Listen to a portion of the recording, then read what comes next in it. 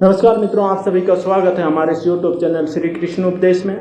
मित्रों, मैं सुधीर वर्मा आप सभी के लिए लेके आता हूँ श्रीमद् भागवत गीता का अर्थात रूप, यानी कि मैं आपको हर एक श्लोक का अर्थ समझाता हूँ।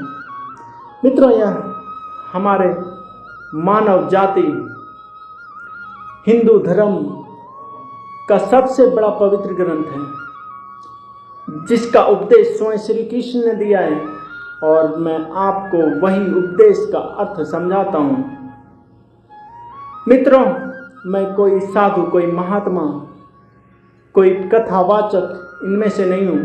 बस मैं आप जैसा ही एक साधारण मानव हूँ, साधारण इंसान हूँ। मित्रों, इसमें हमारे जीवन के बारे में बताया गया है, हमारे कर्म के बारे में बताया गया है, हमें अपने जीवन निर्वाह कैसे करना चाहिए, उन सभी के बारे में बताया गया है। इसीलिए मैं इस ग्रंथ को आप सबके बीच लेके आता हूँ, ताकि लोग किसी कारणवश इसे समझ नहीं पाते हैं, पढ़ नहीं पाते हैं, या इसे जानने की चेष्टा नहीं करते हैं। इसीलिए मैं इसे आप सबके बीच यूट्यूब पे लेके आता हूँ, ताकि आप सभी जान सकें और आप सभी समझ सकें। तो मित्रों, आइए हम जानते हैं दिव्य ज्ञान अध्याय 4 से श्लोक नंबर 18, जो इस प्रकार है। श्री कृष्ण बोले, हे पार्थ, जो मनुष्य क्रम में अक्रम और अक्रम में क्रम देखता है, वह सभी मनुष्यों में बुद्धिमान है और सब प्रकार के कर्मों में प्रवृत्त रहकर भी दिव्य स्थिति में रहता है। तत्पर मित्रों, कृष्ण भावना मृत में कार्य करने वाला व्यक्ति सौभाग्य क्रम बंधन से मुक्त होता है।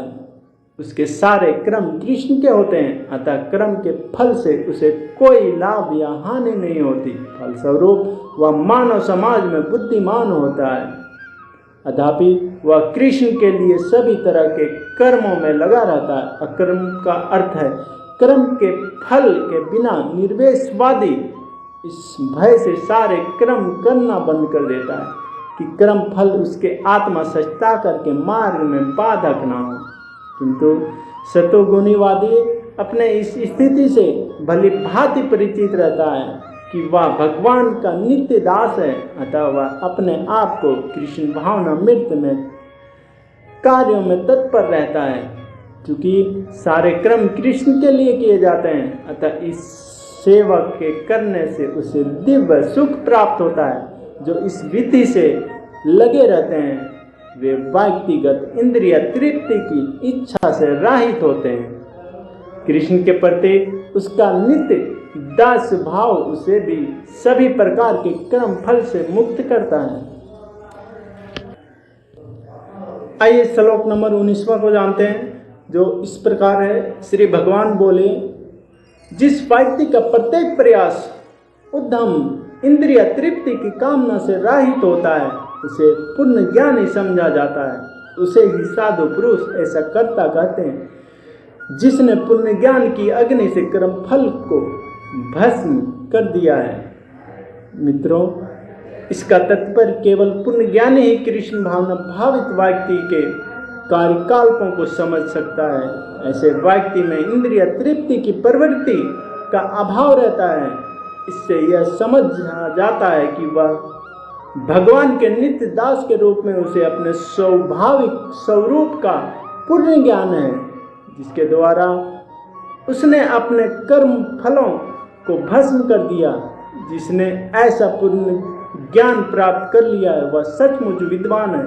भगवान कि नित्य दासता के इस ज्ञान के विकसित विकास की तुलना अग्नि से की गई है। ऐसी अग्नि एक बार प्रज्वलित हो जाने पर कर्म के सारे फलों को भस्म कर सकती है। श्लोक नंबर 20वां, जो इस प्रकार है। श्री भगवान बोले, अपने कर्म फलों की सारी आसक्ति को त्याग कर सदैव संतुष्ट तथा स्वतंत्र रहकर वह सभी प्रकार के कार्यों में व्यस्त रहकर भी कोई सकाम कर्म नहीं करता। तत्पर मित्रों, कर्मों के बंधन से इस प्रकार की मुक्ति तभी संभव है जब मनुष्य कृष्ण भावना भावित होकर हर कार्य कृष्ण के लिए करे। कृष्ण भावना भावित व्यक्ति भगवान के शुद्ध प्रेम वश ही कर्म करता है। फलस्वरूप उसे कर्म फलों के प्रति कोई आकर्षण नहीं रहता, यहाँ तक कि उसे अपने शरीर निर्वाह के प्रति भी कोई आकर्षण नहीं रहता, क्योंकि वह पुण्यता कृष्ण पर आश्रित रहता है। वह ना तो किसी वस्तु को प्राप्त करना चाहता है और ना अपनी वस्तुओं की रक्षा करना चाहता है।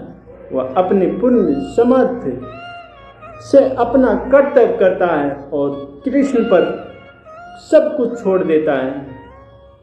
ऐसा अनासक्त व्यक्ति शुभ अशुभ कर्म फलों से मुक्त रहता है, मानो वह कुछ भी नहीं कर रहा हो। यह अकर्म अर्थात निष्काम कर्म का लक्षण है।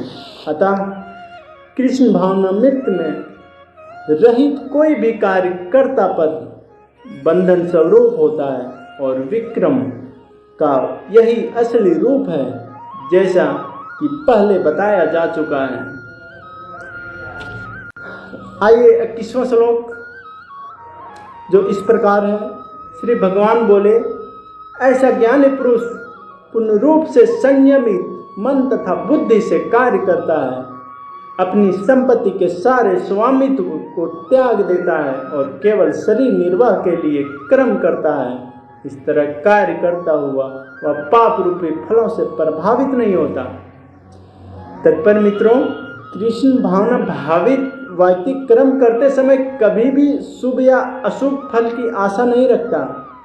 उसके मन तथा बुद्धि पुण्यता वश में होते हैं। वह जानता है कि वह परमेश्वर का भिन्न अंश है, अतः अंश रूप में उसके द्वारा संपन्न कोई भी कर्म उसका ना होकर उसके माध्यम से परमेश्वर द्वारा संपन्न हुआ होता है। जब हाथ हिलाते हैं तो यह स्वेच्छा से नहीं हिलता मित्रों, अपितु सारे शरीर की चेष्टा से हिलाता है।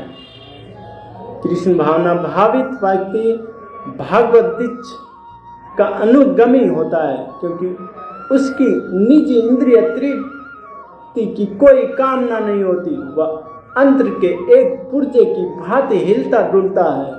जिस प्रकार रख रखाव के लिए पुर्जे को तेल और सफाई की आवश्यकता पड़ती है, उसी प्रकार कृष्ण भावना भावित व्यक्ति क्रम के द्वारा अपना निर्वाह करता रहता है, जिससे वह भगवान की दिव्य प्रेम भक्ति करने के लिए ठीक ठाक बना रहे।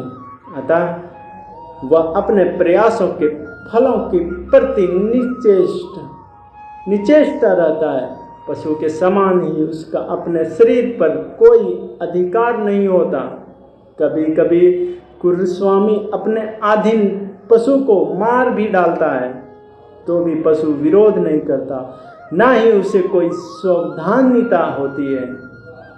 आत्मा सच्चाकर में पुण्यता तत्पर कृष्ण भावना भावित व्यक्ति के पास इतना समय नहीं रहता कि वह अपने पास कोई भौतिक वस्तु रख सके। अपने जीवन निर्वाह के लिए उसे अनुचित साधनों के द्वारा धर्म संग्रह करने की आवश्यकता नहीं रहती। अतः वह ऐसी भौतिक पापों से कालमसग्रस्त नहीं होता। वह अपने समस्त कर्म फलों से मुक्त रहता है।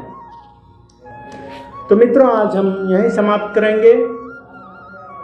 इसका अध्याय हमने पीछे भी बना के रखा है, इसे शुरू से इसका वीडियो आपको मिल जाएगा, और इसे आगे पूरा सुनने के लिए इस चैनल को आप सब्सक्राइब ज़रूर करें और अपने मित्रों को शेयर करें, ताकि आप और लोगों के जीवन में वैल्यू ऐड कर सकें। धन्यवाद मित्रों।